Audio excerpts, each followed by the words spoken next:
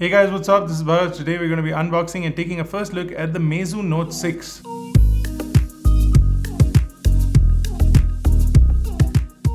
Now this is a unique product from Meizu. It's just been launched in the Chinese market. Has not been made available in India as of now.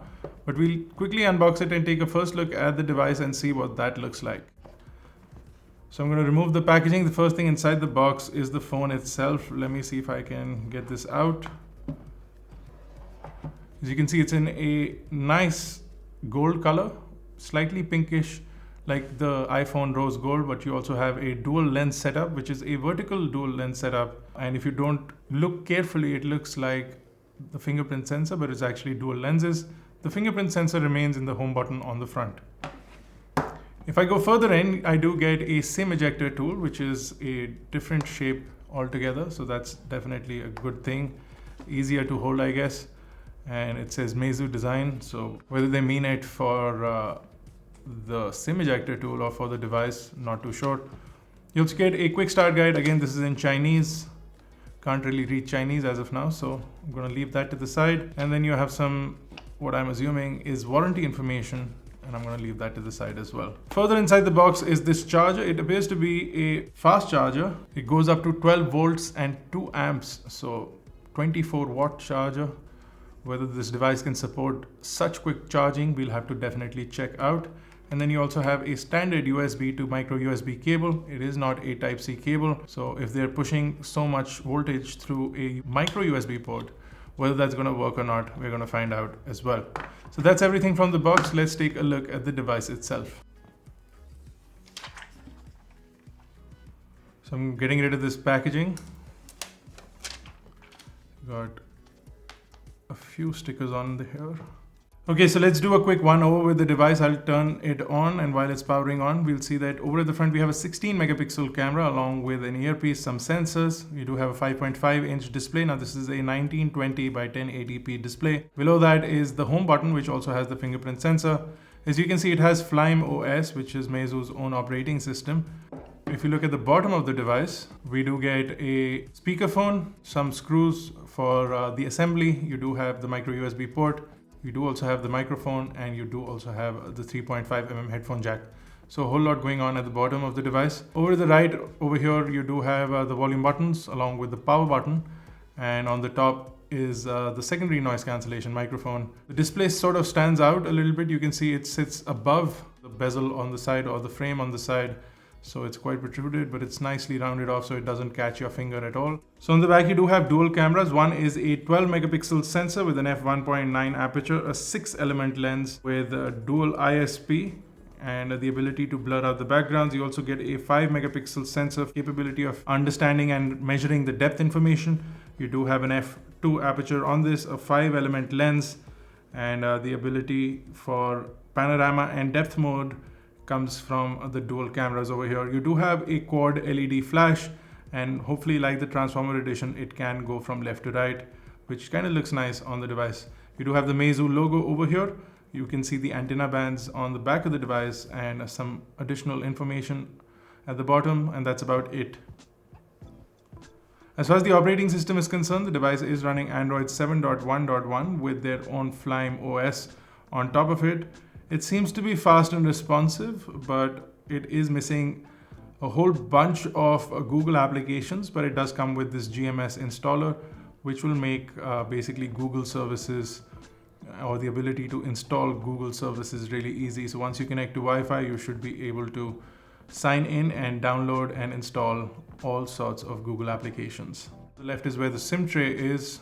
And on the back are your dual 12 megapixel cameras, each with its unique feature. And then also like the Meizu Transformer edition, this one has the LED going from left to right.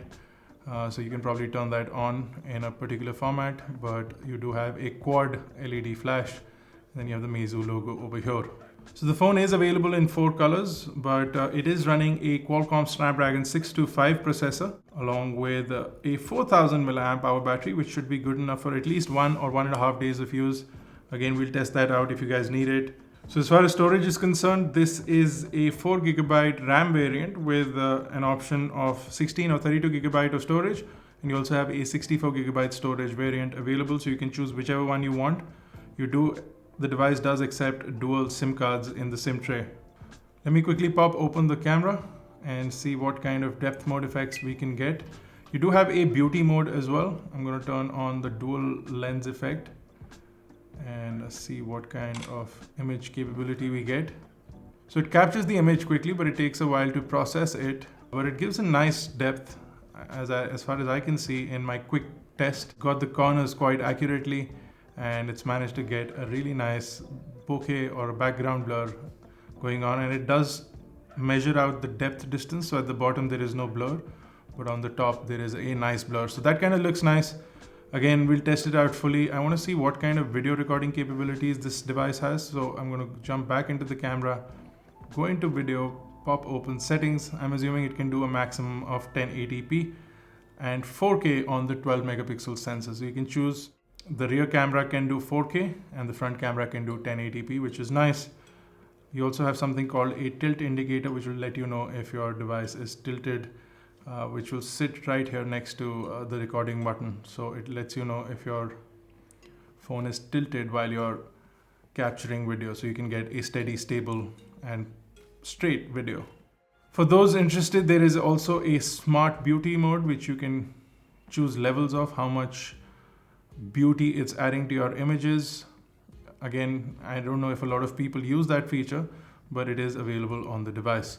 You can also jump into a makeup mode, a pro mode, which will give you customization of exposure, ISO, focusing capabilities, so macro and autofocus. You also have exposure control, saturation control, contrast control, as well as a white balance control. So a complete manual mode, if we've seen any, on this device.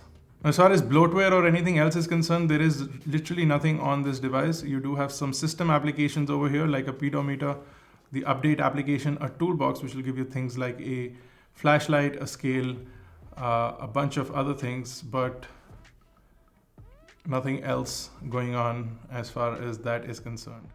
You also have a decibel meter over here. So I don't know how accurate this is, but it is reading my decibel as I speak to you guys. So if I increase my volume, it gets it. So I don't know how good or accurate this is, but it sort of seems to work. You also have a magnifier, a ruler, which lets you measure out things, and that's more or less it. You also have a level and a mirror. So all those things are included on the device. The display on the phone looks nice and bright. You can also manually increase or decrease the brightness like any other Android device, but viewing angles on the screen look pretty all right, not the best. I've seen much better, especially in this price bracket. You get much better visibility, but it does seem to darken up a little bit, so not a whole lot of 180-degree viewing angle going on. Also, the display seems to sit a little under the glass, so it's not completely fused with the glass. So it seems like it's a little far from where you're touching it. So not the best feeling in terms of using the display. Like the UI I mentioned earlier, seems fast and responsive. Again, we'll download some Google applications later on and test that out for you guys. So if you have any questions or queries about this particular device, do let us know and we'll try and cover it up for you in the review. And if you like this video, don't forget to smash that like button, hit that subscribe button, and I'll see you guys in the next one.